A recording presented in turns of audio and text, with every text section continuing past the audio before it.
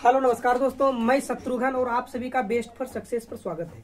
और आज हम परसेंटेज की क्लास करने वाले हैं, जबरदस्त क्लास। और इस चैनल के माध्यम से आपको रीजनिंग और मैथ की क्लास जो है कराई जाती है। यदि आप चैनल पर नए हैं तो चैनल के साथ जुड़ जाइए, चैनल को सब्सक्राइब कर घंटी को ऑल कर लीजिए ताकि जो है आपके पास हर तरह का क्लास पहुँचते रहे। तो चलिए हम सेशन को स्टार्ट करते हैं। आपके पास क्वेश्चन दिया गया है। क्वेश्चन है 200% को दशमलव भिन्न के रूप में लिखने पर ये जो है ना किसके बराबर होगा। तो आप देखो, ये 200% को यदि लिखते हो तो ये किसके बराबर होता है। और आप जानते हो 200 और ये प्रतिशत का मतलब हो जाता है 100। और ये 2 जीरो से 2 जीरो कट जाएगा, यानी कि ये जो बराबर होगा 2 के बराबर। आप देखो किस ऑप्शन में है। 2.00 का मतलब हो गया, आप अपने मन से 10 पॉइंट देके जीरो दे सकते हो या नहीं दे सकते हो, इससे कोई फर्क नहीं पड़ता है। ठीक, इसीलिए आपका राइट आंसर जो हो जाएगा ऑप्शन ए हो जाएगा। चलिए नेक्स्ट क्वेश्चन करते हैं। देखिए आपके पास क्वेश्चन नंबर 2 है। रमेश के पास सुरेश से 40% अधिक धन है। यदि सुरेश के पास 3600 रुपये हो तो रमेश के पास कितना धन होगा। चलो यहाँ देखो, रमेश के पास दो व्यक्ति हैं, रमेश और सुरेश। आप इस तरह से अनुपातिक में लिख लो, ठीक है। रमेश के पास सुरेश से 40% अधिक है, मतलब सुरेश से 40% अधिक है। यदि यह अपने आप में 100 रहा होगा तो ये 140 रहा होगा। और अनुपातिक राशि में x लगा दो, कोई दिक्कत नहीं है। जबकि सुरेश के पास रियल में 3600 रुपये है और अनुपात में 100 रुपये है, तो ये सिर्फ सुरेश, ओनली सुरेश के पास है, तो ये सिर्फ सुरेश के बराबर हो जाएगा 3600 रुपये। और ये x अभी गुना के रूप में है और ये बराबर के उधर चला जाएगा तो ये हो जाएगा भाग के रूप में। 2 जीरो से 2 जीरो 36 कर जाएगा। और यहाँ पर आपको निकालना था रमेश के पास कितना रुपए हैं। तो आप रमेश के पास देखो 140 है और x का मान आया है 36, तो इसमें आप 36 से गुना कर दो। ठीक, आप जीरो को जीरो छोड़ दो। 14 छक 84 होगा और 4 42, 42 8 50 होता है। और आप एक जीरो को छोड़े तो ये भी जीरो को लगा लो, यानी कि ये हो गया आपके पास गुना करने का फास्ट तरीका। ठीक है, तो ये जो है रमेश के पास होगा 5040 रुपए। ऑप्शन बी के साथ चले जाएंगे। चलिए नेक्स्ट क्वेश्चन करते हैं। चलिए क्वेश्चन नंबर 3 है आपके पास। ए का वेतन बी के वेतन से 50% अधिक है। यदि ए का वेतन रियल में 30 रुपए है तो बी का वेतन बताइए। देखो, इसमें से भी आप जैसे क्वेश्चन नंबर 2 बनाए वैसे क्वेश्चन नंबर 3 भी बना सकते हो। ए का वेतन बी के वेतन से 50% अधिक है, मतलब बी के वेतन से 50% ये अधिक है। इसका मतलब यदि ये अपने आप में 100 होगा तो ये 150 हो रहा होगा। ठीक, क्योंकि ए का वेतन बी के वेतन से 50% अधिक है। यदि ए का वेतन 30 रुपए है, अब ध्यान से देखेंगे, यदि ए का वेतन 30 रुपए है और अनुपातिक राशि है तो आप अक्स लगा लो, कोई दिक्कत नहीं।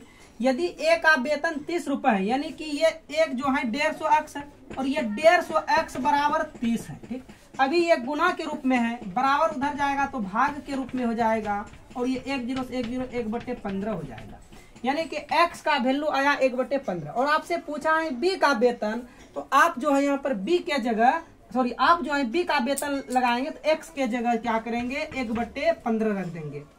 1 मिनट, 3 पचे 15 5 आएगा। ठीक है, ये जो कट के 3 पचे 15 5 आएगा। ठीक है, तो यहाँ पर रखेंगे 100 गुना 1/5 करेंगे तो ये कट जाएगा 20 पंचे 100, यानी कि b का वेतन जो होगा वो 20 रुपए होगा। आपका राइट आंसर ये हो जाएगा। चलिए नेक्स्ट क्वेश्चन देखते हैं। चलिए देखिए आपके पास क्वेश्चन नंबर 4 है। किसी परीक्षा में एक छात्र 485 अंक प्राप्त कर 10 अंक से फेल हो गया। यदि पास करने का प्रतिशत 33 हो तो परीक्षा का पूर्णांक क्या होगा। देखो थोड़ा सा आप इस क्वेश्चन को समझेंगे। ठीक है, कोई बच्चे एग्जाम दिया और उसने 485 नंबर ला रहा है तो वह 10 अंक से फेल हो रहा है। यदि हम उसको 10 नंबर और दे दें तो वो आराम से पास हो जाएगा। ठीक, ये रियल पास मार्क्स सिर्फ पास मार्क्स, लेकिन प्रतिशत में पास मार्क्स हैं 33। ठीक है, ये प्रतिशत में पास मार्क्स हैं 33 और रियल में 485 प्लस 10 यानी कि 495 पास मार्क्स, ये दोनों आपस में बराबर। और हमसे पूछ रहे हैं कि बताओ परीक्षा का पूर्णांक कुल क्या होगा, मतलब परीक्षा का कुल पूर्णांक यानी कि 100% का मान पूछ रहा है। तो यहाँ 33% बराबर इस तरह हो जाएगा, 33% बराबर हो जाएगा 495। ठीक, तो यहाँ पर हम 100% बराबर यदि निकालते हैं तो 100% बराबर हो जाएगा 495 गुना 100/33। ठीक। तो आप यहाँ से आप कटा उठा लो और आपका जो अभी होगा आपका पूर्णांक टोटल आ जाएगा। तो चलिए हम 11 से यहाँ से कटाते हैं। 11 चौक 44, 11 पचे 55, 11 तिया 33 और ये हो जाएगा 15 तिया 45, यानी कि 15 गुना 1 करेंगे तो ये 1500 होगा। कुल पूर्णांक जो उस परीक्षा में होगा 1500 का होगा। उस बच्चे ने 485 नंबर लाया तो वो 10 अंक से फेल हुआ था, लेकिन हम बोले चलो कि इसको 10 नंबर यदि दे दिया जाए तो ये पास हो जाएगा। ये 495 नंबर सिर्फ पास और ये 33% भी सिर्फ पास, दोनों बराबर। यहाँ से आप 100% का मान निकालिए, 1500 नंबर जो होगा उस परीक्षा का पूर्णांक होगा। चलिए नेक्स्ट क्वेश्चन करते हैं। चलिए आपके पास क्वेश्चन दिया गया है, एक व्यक्ति प्रति माह 1800 रुपए कमाता है और उसका 10% बचाता है तो वह कितना बचाता होगा। देखो 10% बचाता है और वो बचत ही पूछ रहा है, यानी कि उसका मंथली इनकम जो है 1800 रुपया है, ठीक है ना। और 1800 रुपए में 10% ही मात्र बचाता है, 10%। 1800 का 10% निकालेंगे और ये प्रतिशत का मतलब नीचे 2 जीरो आएगा, ये 2 जीरो से 2 जीरो कट जाएगा। 18 गुना 10 यानी कि 180 रुपया वो क्या करता होगा, बचाता होगा। यदि खर्च पूछता तो 1800 में 180 घटा देंगे तो खर्च निकल जाएगा, लेकिन यहाँ पर बचत पूछा, आपका राइट आंसर ये हो जाएगा। चलिए नेक्स्ट क्वेश्चन करते हैं। चलिए आपके पास क्वेश्चन दिया गया है, एक वर्ग में 48 लड़कियों हैं जिनमें 3 अनुपस्थित है। बची हुई में से 20% ने अपना गृह कार्य नहीं किया। बताइए कितनी लड़कियों ने अपना गृह कार्य किया। देखो कुल छात्रा का बात करें 48 थे, 48 में से 3 जो है अनुपस्थित है, तो शेष अब कितने होंगे 45। और इन 45 लड़कियों में से 20% ने गृह कार्य नहीं किया, तो इसका मतलब 20% ने गृह कार्य नहीं कर रहे हैं, तो इसका मतलब 80% लड़कियों ने जो है गृह कार्य करता होगा, क्योंकि अपने आप में 100% होता है।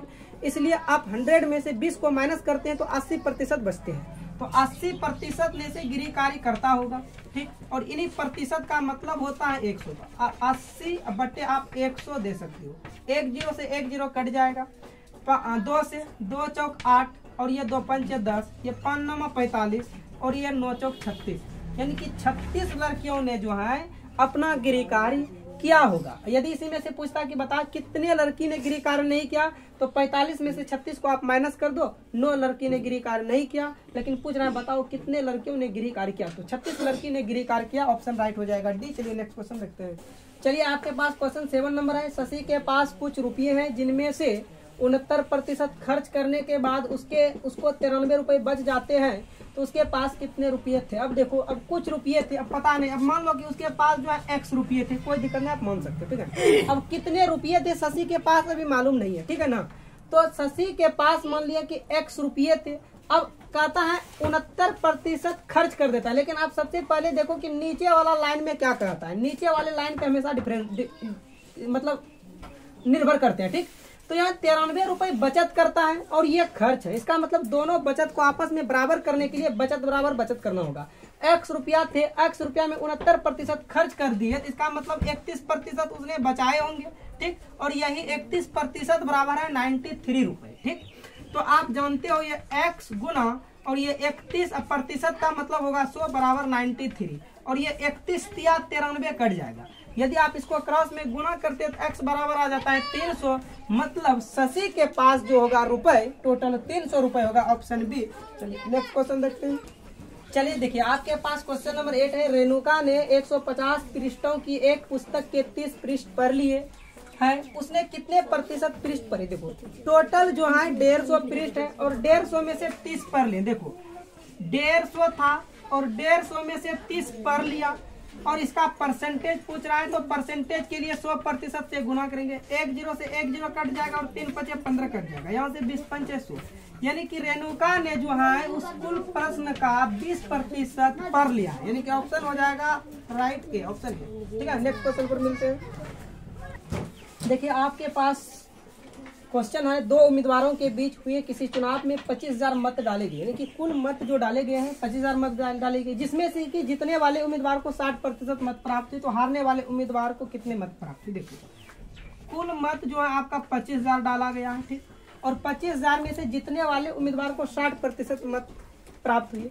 आप यहाँ देखो पूछ किसका रहा है, आपसे पूछ रहा है हारने वाले उम्मीदवार का मत प्राप्त हुआ। जब जीतने वाले उम्मीदवार 60% मत प्राप्त किए होंगे तो हारने वाले उम्मीदवार कितने प्रतिशत मत प्राप्त किए होंगे? 40%। यदि यहाँ भी डायरेक्ट पूछता कि जीतने वाले उम्मीदवार को कितने प्रतिशत मत मिले तो डायरेक्ट यहाँ 60 से गुना करते, लेकिन यहाँ पूछ रहे हैं हारने वाले उम्मीदवार को कितने प्रतिशत मत प्राप्त होंगे, तो 60 जीतने वाले को प्राप्त हो रहे हैं, इसका मतलब 40 जो है हारने वाले को प्राप्त होगा, और ये प्रतिशत का मतलब 100, और ये 2 जीरो से 2 जीरो काटो, 25 चौक 100, 100 पर और ये 2 जीरो आ जाएगा, मतलब हारने वाले उम्मीदवार को 10,000 मत प्राप्त हुए। Option C. ये जीतने वाले उम्मीदवार को मत प्राप्त जो हुआ होगा 15,000 मत प्राप्त हुआ होगा। चलिए नेक्स्ट क्वेश्चन देखते हैं। चलिए देखिए, आपके पास क्वेश्चन है निम्नलिखित में कौन 0.635 के बराबर है, ठीक है ना। तो वो भी परसेंटेज में बताना है, सब आंसर आपको दिख रहा है प्रतिशत में, ठीक है। तो 0.635 और प्रतिशत के लिए आप 100 से गुना करते हो, और यहाँ से यदि पॉइंट उड़ाते हो तो नीचे 3 जीरो आता है, ठीक। और ये जो है 2 जीरो से 2 जीरो कट जाएगा, यानी कि एक अंक के बाद दशमलव होगा तो 63.5% हो जाएगा। और ये आज की क्लास का जो क्वेश्चन था, लास्ट क्वेश्चन है, और इसका आंसर आपका राइट हो जाएगा बी, ठीक। आज की क्लास को हम यही समाप्त करते हैं। यदि आपको वीडियो अच्छा लगा है तो वीडियो को शेयर, सब्सक्राइब और घंटी को ऑल पे क्लिक कर लीजिए, ताकि आपके पास जो है हर तरह के नोटिफिकेशन पहुंचते रहे। तो फिर मिलते हैं नेक्स्ट वीडियो में। All the best.